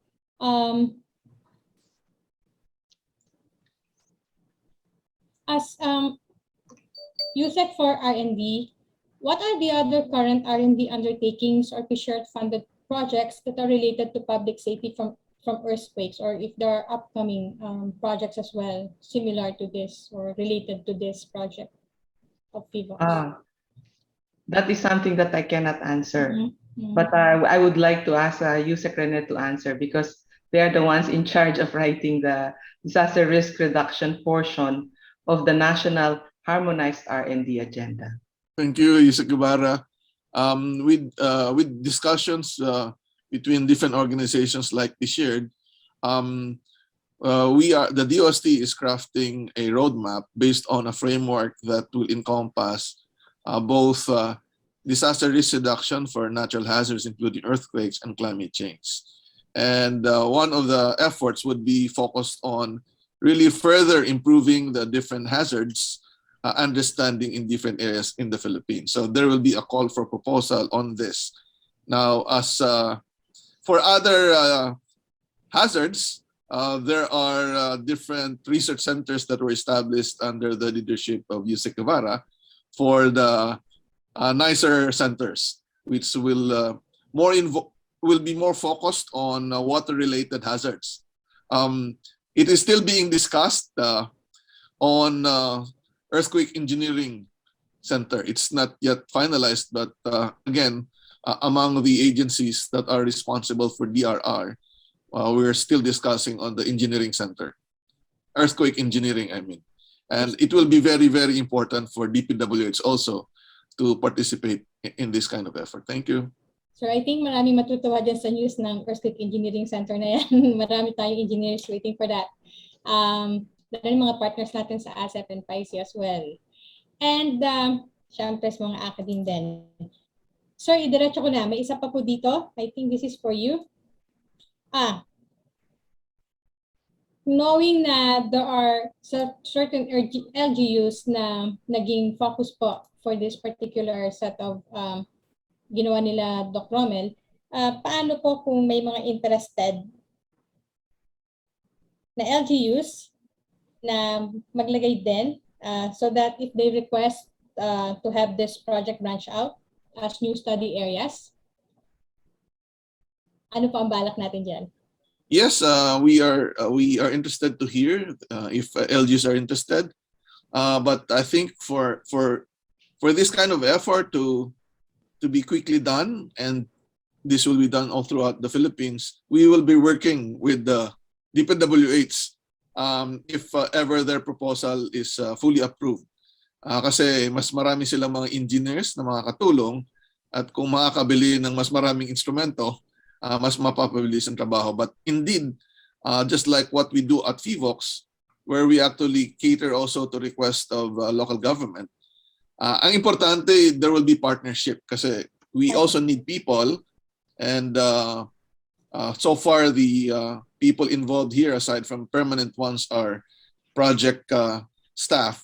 So it will be good if there will be partnership for those interested local government to really also share people who can work in this kind of project. Okay, thank you, sir. Meron po isang question dito from Western Mindanao State University, Mr. Beray. Well, I think this is very specific. Does Zamboanga City have an existing site-specific response spectra? Sinong sasagot po? Si Romel? Lutas? Doc Romel? Romel, ikaw na lang. Yes, yung sa some PH, we published yung buong Pilipinas yon. So merong response spectral map. Okay? But for site specific, of course, kasi ang reference nun is rock site.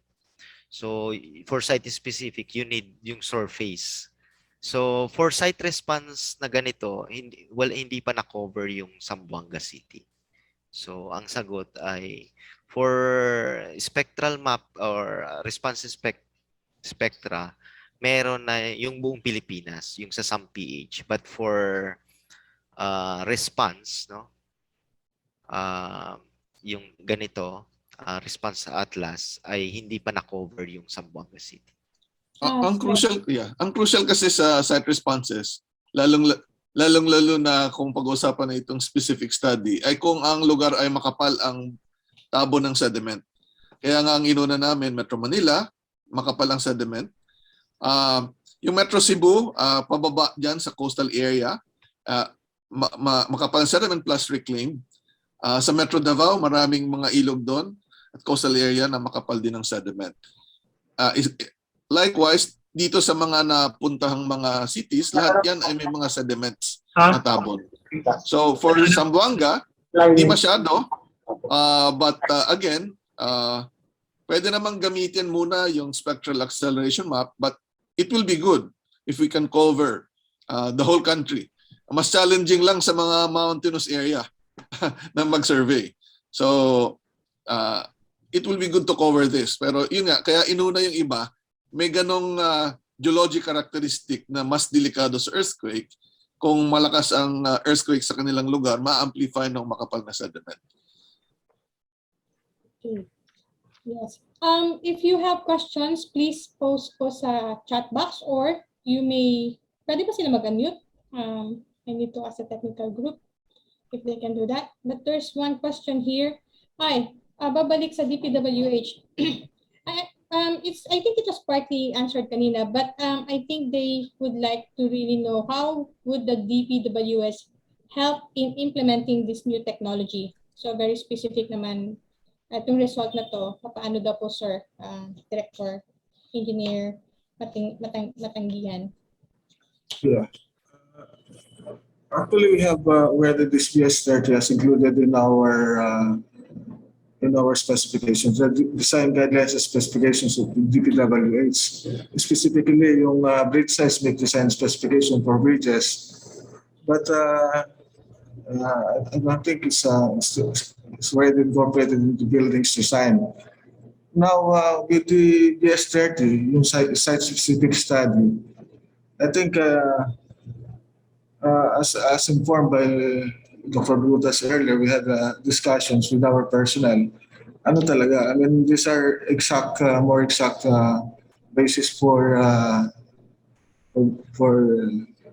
design. So, sabihin na yung kasi dito sa inclusion sa codes ngayon, these are empirical formulas na ginagamit. Tapos ang parameters na ginagamit so far sa soil is concerned will be boring data that will be very, very expensive to conduct, or soil boring na medyo mahal-mahal yung gamitin.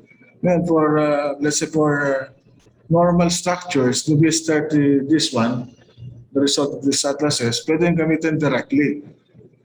Diba? So this will be very helpful and ready reference for our engineers. But in the future, this should be included as a part of our codes and standards. Yun ang napupursige ko na future of this project. That's good to hear, sir. Actually, we would like to ask friends from the media or LGUs po, if you still have some questions. Wala na nag-post chat. Meron pa po ba kayong katanungan? Pwede magtanong? Ay, sir. Ay, yes, ma'am. Of course. Oo. Dr. Grutas, may isa ka pang project with the DOST, yung effect ng topography sa earthquake ground motion. Is it Baguio City and Benguet? That the sites of the projects. So kasi ito may specific sites din tayong binanatan, ano?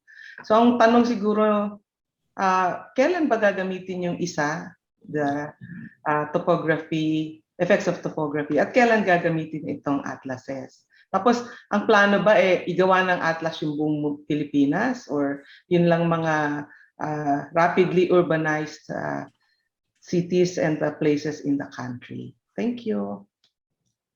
Thank you very much, Yusek, diba? Yung specific earthquake project, naka-focus lang sa mga flat areas because limitation ng instrument. For example, refraction. So, kailangan nun flat areas, mga 24 geophones, ganun, flat. And if you see, sa mga mapa natin, sa mga mountainous areas, halos walang mga BS30 kasi mahirap talaga siyang i-mapa. So with the project dun sa Baguio, yung irregular topography, doon na natin ma-merge kasi pilot yun. After that, i-merge na natin so that holistic na buong Pilipinas magawa natin na BS30 together with the DPWH. Will there be costs involved or is that something that can be done quickly and freely? Kasi ma'am, isa lang po yung instrumento. So and it's a pilot study sa mga mountainous area actually first. Parang nagpaparinig ka, ha? Okay, so isama na rin ng DPWH. Para partnership na sa public works yan. Engineer Matangkihan, baka naman our staff here are already I think the information with Dr. Brutas, tag-anim na sets ba yun? Tag-6 sets yung dalawang type ng equipment, parang ganun natatandaan ko. So we're going to kung ano man yung requirement for our nationwide mapping will be included in our funding request. Funding. Yeah, just to add, this is not the only effort that we do with public works. Even for the liquefaction analysis of schools in Manila and surrounding provinces, DPWH engineers are also part of it. So the efforts that we have been doing at DOST would involve as much as possible public work so that they are also introduced to the new science and new technologies that FIVOX DOST is using so that they can later on adopt this in their own operations and in regional offices. Kasi hindi naman ganun karami ang taga-FIVOX at buong Pilipinas ang tatrabahuin, mas maganda partner talaga natin ang public works because indeed they will be the main beneficiary of many of these efforts aside from our engineers in the private sector. Yes, thank you very much. Actually, talaga collaborative effort between scientists and engineers yung mangyayari dito. And I'm glad together with with the US we have other projects, especially yung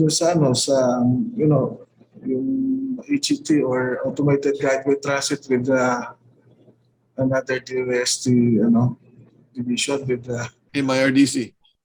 Yes, MIRDC. We are also collaborating with them on the pilot project.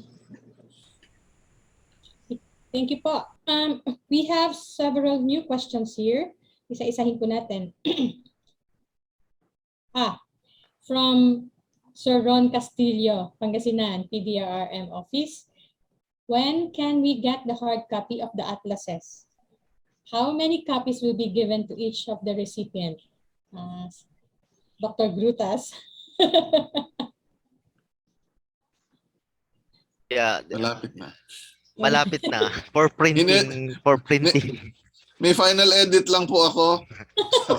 Pero yung mapa tapos na, yung mga text lang ang inedit. So, malapit na po. Printing na po. So soon, sir, and all the other recipients, I think we expect it will be distributed as promised by the project group. Tama Saka yung ano po, no? Yung sa Hazard Hunter, para mahirap naman bitbitin yung atlas sa kapan pumunta. Pag nailipat na sa Hazard Hunter, you have the information in your cell phone or computer. So aside from the hard copy. Thank you. Accessible anywhere you are. Downloadable na rin po sa website ngayon. Ngayon lang in-upload po. Downloadable na daw po pala. So my soft copy naman po is just the hard copy. That will be coming soon. Okay, there's an anonymous question from an anonymous kasama sa audience natin. How can DPWH Memorandum Circular 1, Series of 2015, Guidelines and Implementing Rules on Earthquake Recording Instrumentation for Buildings assist in this endeavor? Sir? Hindi ko po alam. Yeah. Are you referring doon sa instrumentation sa buildings? Yeah. Kung ano daw yung link nitong project nito doon sa earthquake recording instrument. Paano makakatulong ang pagkatanong I think pwede makorelate yung data. Kasi in the future, we're going to have acceleratograph records by putting many instruments in our buildings and other locations. Para ang future kasi ng structural engineering, yung time history analysis na. Kasi more detailed structural analysis of our structures. So, way forward. And, as of now, hindi pa naman tayo ready for that particular type of analysis. Marami pang assumptions na gagawin if you are going to adopt time history analysis. But it will be the future. Kasi kulang tayo ng instrumentation sa Pilipinas as compared to say Japan and other countries. Maybe we can share some info a little bit on how other instrumentation can be correlated with a map. Dr. Grutas is also the section head of our Strong Motion Network, where we put up, we have placed more than 100 instruments all over the country to record the ground motion of different areas in the Philippines. Maybe Romel can, since it's also your work, you can relate this work with the Strong Motion record. Thank you. Yes, in preparation dun sa sinasabing future ni Director Matanggihan, no? We are preparing a VBOX. We already deployed more than 100, actually 109 accelerographs all over the country.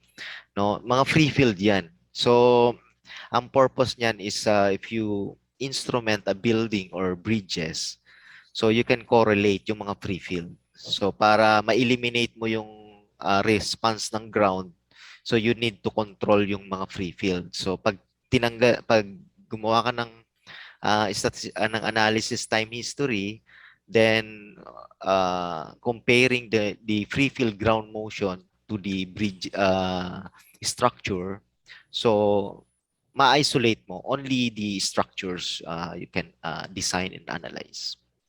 So mga free field yun. We have also intensity meters, more than 120 intensity meters yun, equipped with accelerometers din. So we convert acceleration to intensity, but they're small MEMS type accelerometer. Okay, so in total, lahat ng nasa field ay more than 200 na. 200 mga 240 accelerometers no naka-deploy na sa ground. So yun po ang importante. So in the future na maglagay kayo sa mga buildings and bridges, naka-ready na yung VBOX. So yun lang po yun. Okay. So meron na siyang naka-on-site. Romel, thank you so much, sir. Thank you po. There's another question here, but I think this is a bit, well, familiar ako kasi sa HB. Pero I guess we should also answer this question, Dr. Romel. Regarding house building construction using 6 inches HB, what if there are no available 6 inches? What are the alternatives? In the province, commonly manufactured size of CHB is 4 inches. Ito yun sa ating house safe, diba? Yeah. Yes, to answer that, maraming mga provinces na pupuntahan ako. Wala talagang available na 6 inch. Karamihan sa kanila ay 4. Oo, nakikita ko. And then so paano nga 'yon? I think yung DTI ay nag-create na sila ng parang committee for the yung paggagawa ng CHP. So it should be 6 or kung hindi kayo maglalagay ng poste, it should be jack built. So kung may available sa inyo na jack built at ayaw nyong maglagay ng mga poste, then jack built, nasa code naman yan that matibay yung jack built, even interlocking lang siya. But kung walang available na 6, you can actually ask yung mga hardware na pwede kayong mag-order na maggawa sila ng 6. Meron yan, gagawa sila ng 6 inches na CHB. Parang made to order, pero di ba supposed to be available siya? Anyway, so sir, I hope na sagot ko ang inyong tanong for now. And sinasabihan ako dito that we should end soon. Before we end, of course, we'd like to again request for short messages, closing, well, hindi po closing kasi yung MC po natin sa dulo, may closing pa sila. Short messages po from our distinguished guests today, this afternoon. Let's start again with Dr. Romel. Okay, thank you very much to the participants sa LGU, mayors and governors, and especially sa ating DOST Secretary, Fortunato de la Peña, Yusek Guevara, and Yusek Solidum, and then sa yung mga taga FIBOX dito, and then of course our counterpart in DPWH. And I hope na mag-push through yung nationwide na mapping, no? Kasi maliit lang yung section namin dito sa FIBOX, and I guess yung capacity ng DPWH can fast track or map para mailagay na yung map sa Bureau of Design ng DPWH and also sa ASEP. So sa National Structural Code of the Philippines. So yun lang po. Thank you, Romel. Engineer Matanggihan, please. Yes, thank you very much to the DOST, Secretary de la Peña, Yusek Solidum, Yusek Guevara, and Dr. Brutas, and all the rest. Rest assured that our collaborative efforts in not only in these projects, but in all the projects being worked between our departments, we have our full support. Thank you very much. Thank you very much po, sir. And may we request again Yusek Guevara for a short closing muna for this section lang po, portion. Alam nyo, ang paggagawa ng research ay hindi forever. Kailangan, ang ending niyan ay transfer of the technology to the end user. Sa pananaw ko, malinaw dito na ang end user ay ang LGUs at ang DPWH. Itong ating seremonya today ay example ng pagta-transfer ng technology ceremoniously.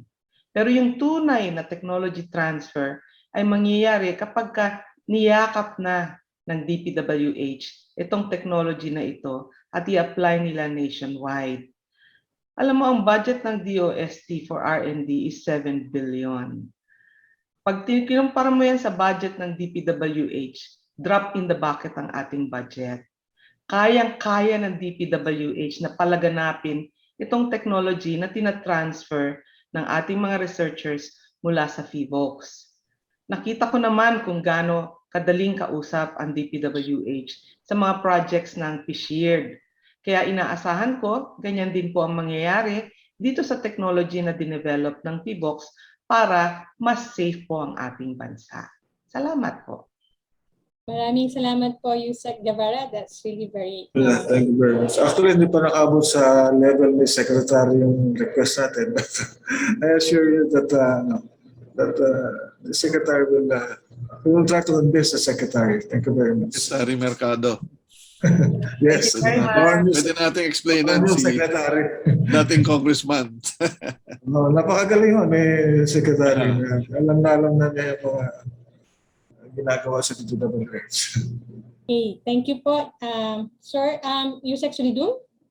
Yes, of course, yung mga products ng PHIVOLCS tulad nito are open to everyone, but I'd like to encourage the local government units, state universities and colleges, and of course our engineers.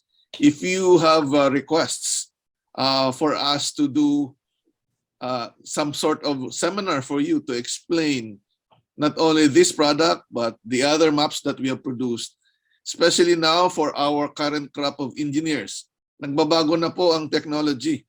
Kailangan na pong matutunan ng mga batang mga estudyante itong bagong teknolohiya na ginagamit ng PHIVOLCS for earthquake engineering para mas maging advanced po ang ating mga knowledge when it comes to earthquake engineering and structural engineering itself. No? So willing po kami to be doing this. Dr. Grutas is also willing to do this together with the rest of PHIVOLCS engineers and scientists. So maraming po salamat sa DPWH because sila minsan ang lumalapit sa amin para matutunan ang mga bagong technology and instruments that we have purchased and used.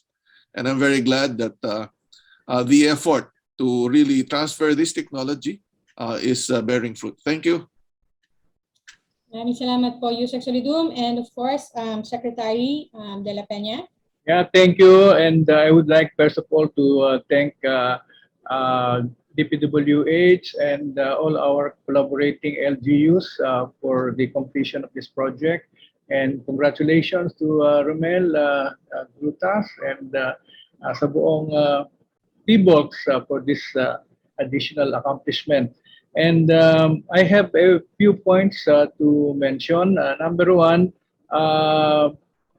ang tama yung sinabi ni Yusek Geb na actually madaling kausap ang DPWH, no? But I think we can really parang concretize more, no, the convergence that we have in terms of really looking at the possible collaboration, not only with PHIVOLCS, but also with the other agencies of DOST. Of course, PCIERD is there to shall we say, set the direction and to prioritize. But we have other agencies. For example, ASTI and the newly created Philippine Space Agency can really be of help also to PHIVOLCS. In addition to what you mentioned, na meron na rin kayong mga collaboration with the MIRDC, you know? And I don't know whether PNRI has some technologies for non-destructive testing, but I think these are also possibilities. The other thing is, of course, hindi naman sa ina-underestimate ko DPWH kasi usually naman medyo malaki ang budget nila. But there could be projects that we can also propose for official development assistance, lalo na itong mga may kinalaman sa resilience at saka disaster risk reduction. And the rest of my comments actually are all related to education. Nasabi ko na kanina yung tungkol sa universities, the HEIs that can be involved somehow. Yun nga, may limitations nga lang sa mga instrumento, but we can look forward to that as some kind of a goal or a target. Secondly is there are certain areas in the basic education and even in the non-STEM education which will benefit from this kind of additional knowledge. For example, pwedeng ma-include sa program ng STEM yung mga technology, science and technology na may kaugnayan dito sa mga disaster risk reduction. And likewise, siguro at the college level, pwede na rin igawa ng mga materials yan para sa science, technology, and society. Kasi importante yan eh.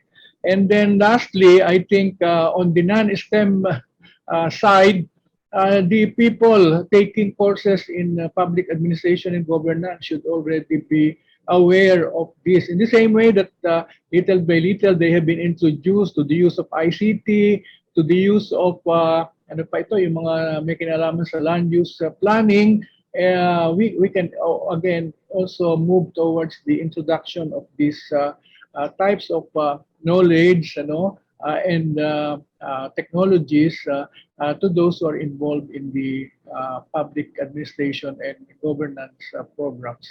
Yun lang, marami pang gagawin, pero I think yung ginawa nyo has set the tone, and we can move on to more of this. So again, my thanks to our collaborators. Thank you, Dr.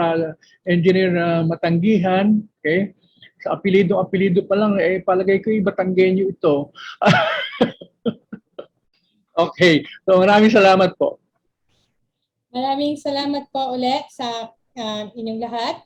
But before we finally turn over the portion again to the MCs, meron daw i-share si Ms. Charmaine. Ms. Charmaine muna. Siyempre, meron silang prepare for our guests. Ayan. And babasahin ko daw po. Republic of the Philippines, Department of Science and Technology, Philippine Institute of Volcanology and Seismology, this certificate of appreciation. This certificate presented to Secretary Fortunato P. de la Peña in grateful recognition for his support and valuable insights rendered as a guest speaker and panelist during the conduct of the virtual launch and turnover ceremony of the specific earthquake project site response atlases, given this 22nd of October 2021 Friday via Zoom, signed by Renato U. Solidum Jr., Undersecretary DOST, and Officer in Charge PBOX. So yan po, sir. Thank you very much. And of course, we also have the same certificate for our guest, Dr. Rowena Cristina L. Guevara. Salamat po. Maraming salamat. And of course, kay Engineer Edwin Matanggihan, pero hindi po tumatanggi sa lahat po ng collaborations na binabanggit kanina. Maraming salamat po. Yeah, we really look forward to working closely with DPWH. Thank you po, sir. Yes. Meron pa? And of course, kay Doc Romel Grutas, thank you very much for this project. Matatapos na po. Ilang taon din tayo nagtatrabaho tungkol dito. Thank you very much. Anything else? Thank you. Yeah. Maraming salamat po. Now, we would like to call on Maven again. Thank you. Thank you, Ma'am Villegas. Again, thank you very much to our technical panel, Secretary Fortunato T. de la Peña, DOST Undersecretary Renato U. Solidum Jr., DOST Undersecretary for R&D, Dr. Rowena Cristina Guevara, DPWH Bureau of Design Director, Director Edwin C. Matanggihan, and Dr. Romel N. Grutas, Project Leader of the Specific Earthquake Project, for sharing your valuable insights in line with your field of expertise to our participants through the Info Centro segment. So officially end our program, we have the Undersecretary for Research and Development of the Department of Science and Technology, Dr. Rowena Cristina L. Guevara. Secretary Boy, Yusek Rene, Director Matanggihan, and of course, our project leader, Dr. Grutas, and the project team, our friends in media, our friends in DPWH, co-workers in DOST, ladies and gentlemen, magandang agham po sa ating lahat. In the last decade, DOST has consistently allocated funding to strengthen our disaster mitigation efforts in the Philippines, amounting to almost 5 billion pesos for 226 projects. From this, around 212 million was allocated to earthquake-related projects to increase our country's seismic resiliency. One of which is the liquefaction project, which developed a cost-effective, rapid, and less invasive assessment of liquefaction to make elementary and high schools buildings resilient to this type of hazard. Another is the GeoRisk PH project, which is a collaboration among several agencies such as FIVOLCS, PAGASA, ASTI, MGB, NAMRIA, DepEd, and OCD. GeoRisk is the Philippines' central source of information for accurate and efficient hazards and risk assessment to help the government increase the nation's resilience to natural hazards, including earthquakes. We also have a technology called USHER, or Universal Structural Health Evaluation and Recording System, which is a 24/7 economical and hassle-free system that allows stakeholders, such as building owners and managers, to comply with the implementing rules and regulations of DPWH on the earthquake instrumentation of buildings. Lastly, DOST, together with UP National Institute of Geological Sciences, established the first concrete petrography laboratory in the country that provides civil and structural engineers, construction industry, and decision makers an advanced and valuable testing method in determining the performance and quality of materials used in our lifeline structures. These are just a few of the many earthquake-related projects that we have funded at DOST. To ensure that these projects will benefit the Filipino people, we at DOST strongly encourage the local government units, the academe, and government agencies to look into these available DOST-supported innovations. As for the specific earthquake project site response atlases, we hope that you will use and optimize the data to build resilient infrastructure and protect the people. Further, we hope that the DPWH, through its trained personnel, will be able to adopt the methodologies and spearhead the nationwide application of this initiative, utilize the generated seismic data in the big-ticket construction projects, and facilitate the inclusion and updating of the data in seismic design consideration in the National Structural Code of the Philippines. In the coming years, we hope that you will be collaborating with us as we have more innovations in the pipeline for you. You will see these innovations and projects outlined in the draft S&T roadmap for earthquakes crafted by the DOST Philippine Council for Industry, Energy, and Emerging Technology Research and Development, or DOST-PCIEERD, through a series of focused group discussions with FIVOLCS and other stakeholders. To tie all these innovations together, we're looking into the establishment of the Philippines' first Earthquake Engineering R&D Center under the Niche Centers in the Regions for R&D, or NICER program of the Science for Change program. This center will be used for actual simulation on the performance of our existing infrastructure, design optimization, and concrete technologies for earthquake-resilient structures, SNT-based engineered and innovative earthquake technologies. All of these will be done to ensure that the Philippines is armed with accurate, readily accessible earthquake data for policymakers, leaders, researchers, and engineers. As the premier government agency that coordinates, directs, and leads the advancement of Philippines' scientific and technological initiatives, DOST is committed to sustaining and amplifying its efforts in mitigating the effects of earthquake-related disasters to ensure the safety of all Filipinos. We are optimistic that today's event and other earthquake-related projects will bolster the capabilities of the provinces and cities and municipalities in seismic hazard assessment to be able to foster a safer, more sustainable, and resilient place for our future generations. Again, thank you everyone for being here today and expressing your support to DOST's projects and programs. Magandang hapon at stay safe at magandang agham sa ating lahat. Thank you very much, Dr. Guevara. Through your message, we are confident that there are engineers, scientists, and researchers here who are more motivated to pursue research studies and innovations in line with the science and technology initiatives for the development of our country. To all the participants, huwag po natin kalimutan na mag-fill out sa evaluation form through this link, tinyurl.com/evalsra, para makatanggap ng link sa mga information materials that are in line with our turnover event. And before we finally leave, may we request all the participants to turn on their cameras for the photo opportunity.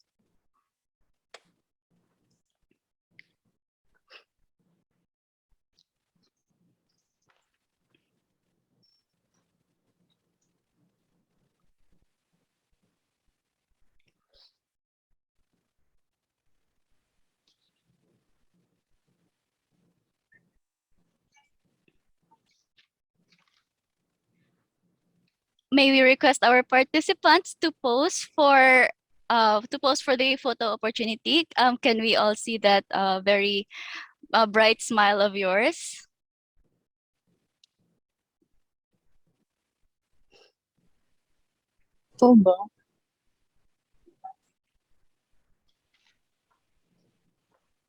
Hello, Jane.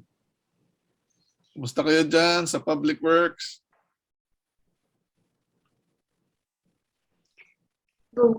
Hello, we're fine. Okay. May we request a representative from the GDAP to give us a countdown before capturing the screen so that we will know when to time our smile and when to do our poses? Elmer.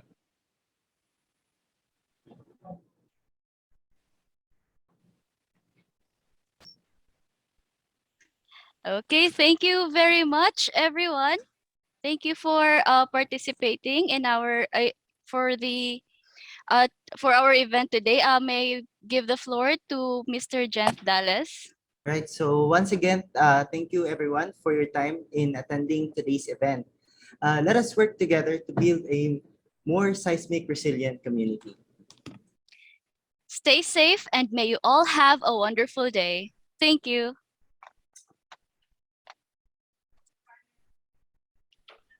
Thank you.